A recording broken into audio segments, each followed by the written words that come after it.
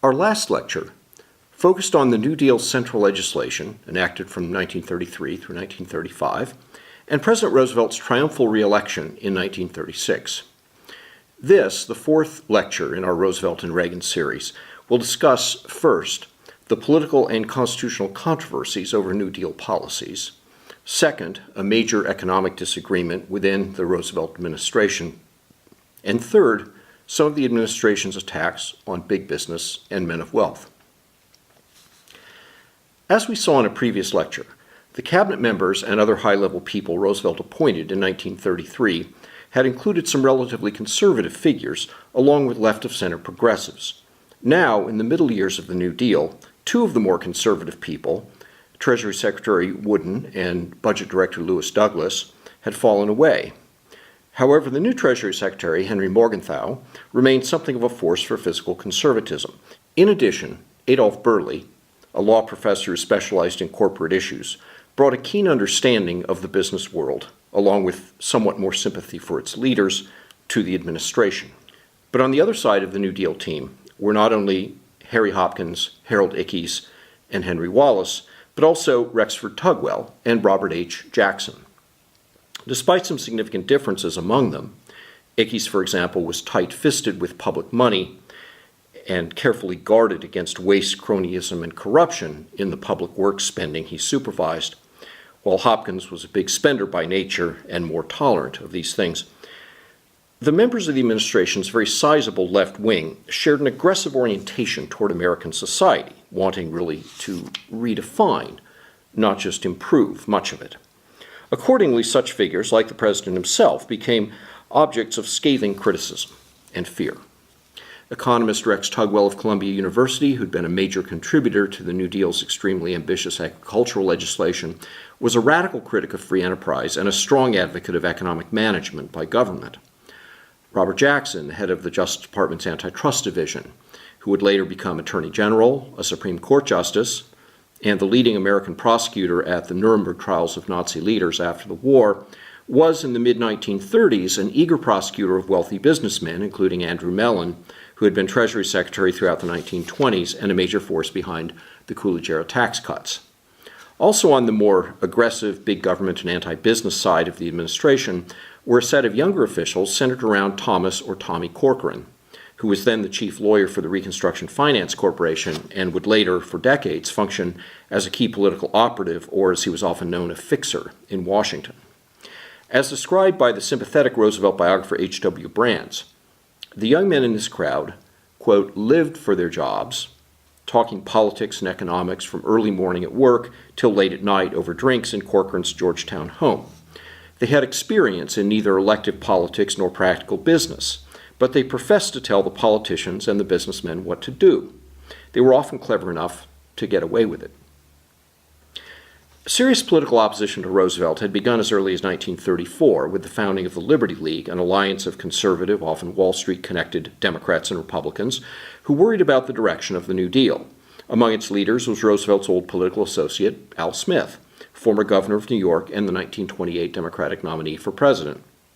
Smith joined the Liberty League at the behest of one of its founders, corporate executive and former Democratic National Committee Chairman John Raskob. At first, he was not among its firebrands, but by early 1936, Smith had had enough. Addressing a large Liberty League dinner in Washington with a nationwide radio audience, he warned against what he called, quote, the demagogues who would incite one class of our people against the other, a category in which he clearly included the president. There can be only one capital, Washington or Moscow, Smith continued. There can be only one atmosphere of government, the clear, pure, fresh air of free America or the foul breath of communistic Russia. Several months before, in mid-1935, the Supreme Court had unanimously struck down the National Industrial Recovery Act, or NIRA, the legislation which governed the NRA, or National Recovery Administration. The justices, at least three of whom could reasonably be described as progressives, friendly toward greater federal action, ruled that the Constitution's clause allowing federal legislation on interstate commerce was not enough to justify the NIRA's extensive power over the economy. They also ruled that Congress had delegated far too much power to business and labor representatives in setting wages and prices subject only to the approval of the president.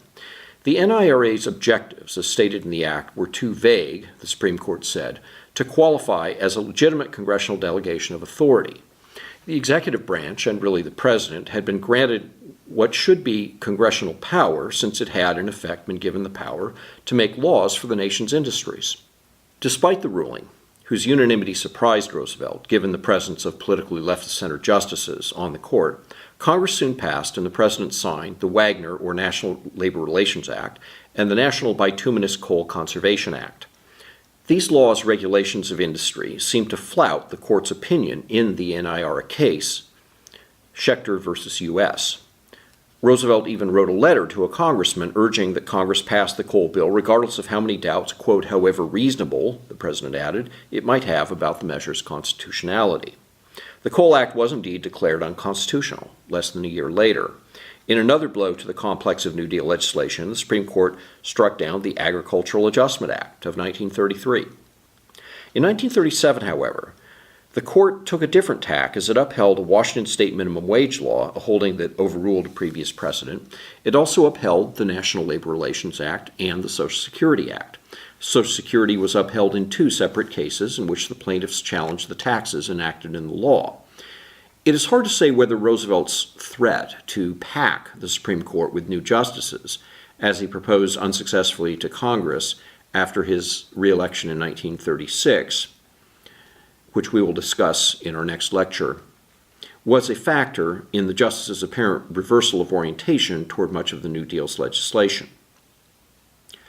Roosevelt's economic philosophy contrasted sharply with the free market and hard money philosophies that were dominant until the Depression. Like most of his advisors and officials, he believed the economy should be greatly influenced and, where necessary, controlled by government. This was to be accomplished partly through regulation, partly through pressures on business and labor to cooperate among themselves and with each other in setting wages and prices, and in part through fiscal policy, especially more spending and more debt. There are two things Roosevelt's economic policy clearly deserves credit for. One, the relief of suffering among the unemployed, people who lost their homes or were about to, and farmers driven off their land by foreclosures or the Dust Bowl. And two, adding more money to the economy. But the New Deal, as conducted by FDR, also spawned much uncertainty and fear, in addition to resentment and political opposition among the business class, the people whose cooperation was so necessary in actually reviving the economy, as distinct from the relatively easy parts of the New Deal, which were providing assistance to the needy and telling the economy and the businesses that drove it what they must do. Roosevelt had never been a businessman himself, nor did he come from a family that was more than tangentially a part of the business world or the modern economy. It was a family characterized more by inherited wealth than by business activity. In addition, there is little evidence that the president admired either men of wealth or even self-made men or corporate executives. On the whole, he took a somewhat cynical perspective on them. Only later, with America's impending entry into World War II, did FDR adopt a much broader, more appreciative view. In response to the political threat, which we noted in the last lecture, from Senator Huey Long and his large impassioned share of wealth movement, Roosevelt had in June of 1935 proposed to Congress a highly progressive income tax on the grounds that the passing down of large fortunes from one generation to the next was, quote, not consistent with the ideals and sentiments of the American people, end quote. He also asked for much higher marginal tax rates on high incomes, resulting in what Roosevelt frankly called very high taxes on them. Arguing that corporate profits, even more than the high incomes of the rich, owed a great deal to the processes of society and even to the actions of government, the president further proposed introducing the concept of progressivity into corporate taxes, as it had long been part of the income tax. At the time, there was a single tax rate for corporate profits, regardless of a company's size. Roosevelt urged that it be increased by 1/4 for the largest corporations and correspondingly reduced for small ones. Although Huey Long strongly supported the president's proposals, they were less popular in the country as a whole. Even many newspaper editorial pages that tended to sympathize with the New Deal backed away from FDR this time. One paper predicted mildly that, quote, their immediate effect may be to slow down recovery, while another said more sharply that it will aggravate fear and uncertainty in the very quarters where the administration needs support in its re-employment efforts.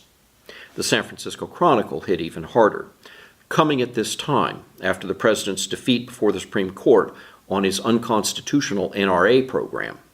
The action has the ugly look of reprisal by a man checked in his course, but determined to have his way. Roy Howard, chairman of the pro-Roosevelt Scripps-Howard newspaper chain, admonished FDR in 1935, "Throughout the country, many businessmen who once gave you sincere support are now not merely hostile, they are frightened." Furthermore, Roosevelt's tax plan had raised suspicions among businessmen that it aimed at, in Howard's words, revenge rather than revenue.